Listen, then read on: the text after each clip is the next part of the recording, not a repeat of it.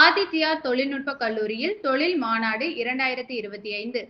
கோவை குருமம்பாளையம் ஆதித்யா தொழில்நுட்ப கல்லூரியில் தொழில்துறை மற்றும் மாணவர்களின் கற்றல் திறனை மேம்படுத்தும் விதமாக தொழில் கருத்தரங்கம் நடைபெற்றது.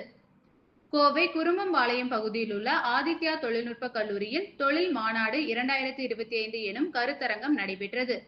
தொழில்துறை மற்றும் மாணவர்களின் கல்வி திறனை இணைக்கும் வகையில் நடைபெற்ற இதில் ஆதித்யா தொழில்நுட்ப கல்லூரியின் தலைவர் பொறியாளர் சுகுமாரன் தலைமை தாங்கி பேசினார்.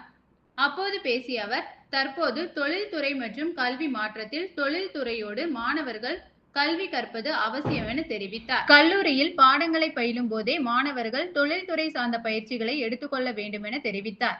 இதனால் மாணவர்கள் தங்களது புதிய நுட்பங்களை தொழில்துறையில் கொண்டு வர முடியும் என தெரிவித்தார். தொடர்ந்து நடைபெற்ற நிகழ்வில் கோ இந்தியா மற்றும் ஆதித்யா தொழில்நுட்ப கல்லூரி இணைந்து புரிந்துணர்வு ஒப்பந்தம் மேற்கொள்ளப்பட்டது. கருத்தரங்கில் பல்வேறு துறைகளை சார்ந்த தொழில்துறையினர் கலந்து கொண்டு தங்கள் கருத்துக்களை தெரிவித்தனர்.